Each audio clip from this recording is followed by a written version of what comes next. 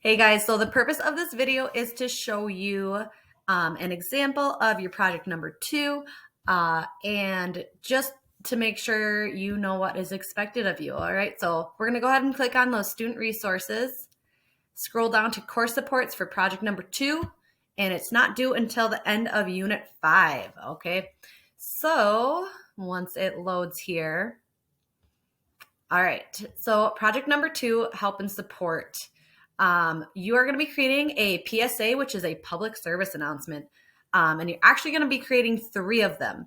So you could think of this as maybe you've seen billboards out about trying to make sure that teens stay on the right path, that they're not getting involved with maybe drinking or drugs or gang violence. And that's exactly what we are going to be kind of doing here with you guys. So number 1, you're going to create a PSA for avoiding alcohol, tobacco, or drug use. You can pick one of the 3 or do all of them.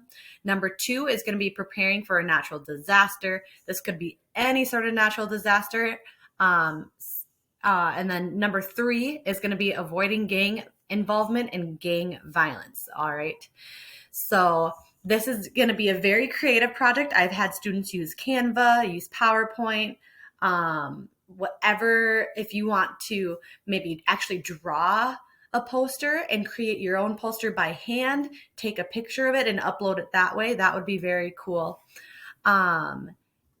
And we want to hit these bullet points right here. So making it a memorable slogan, right? Something kind of catchy that gets people's attention, making sure that we add those images or graphics to make it visually appealing, and then listing at least 3 facts related to the message or the PSA, and then finally adding those sources at the end. So I have an example that I'm going to show you, but before I show you the example, let's go to where you're going to submit this project. All right. So at the end of unit 5, we're going to scroll down all the way. Oh, let's get rid of unit 1 real quick. Okay.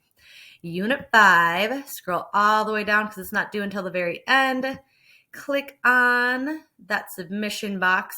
And then before you submit, I want to make sure that you guys are double checking the criteria and the rubric. This is exactly how I'm going to grade. So when I'm looking through your project, I am looking, do you have 3 PSAs submitted with relevant topics?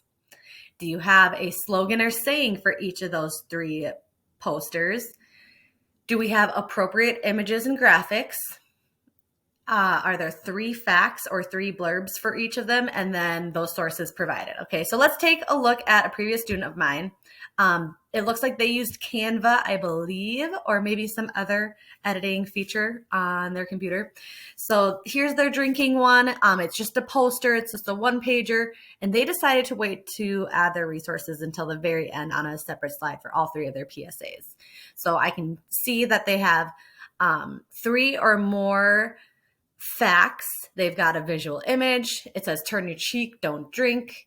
And it's catchy and it's eye-catching, okay? Number 2, rain or shine, it's hurricane time. Very cool images, visually appealing. They have their facts. And then lastly, gang bang equals pain, okay? And at the very, very end, they listed each of their PSAs, number 1, 2, and 3, and then listed those sources for where they found that information. So I hope this video helps you get started, gets those creative juices flowing. If you guys have any questions, please reach out to me and I will be able to help you. Good luck.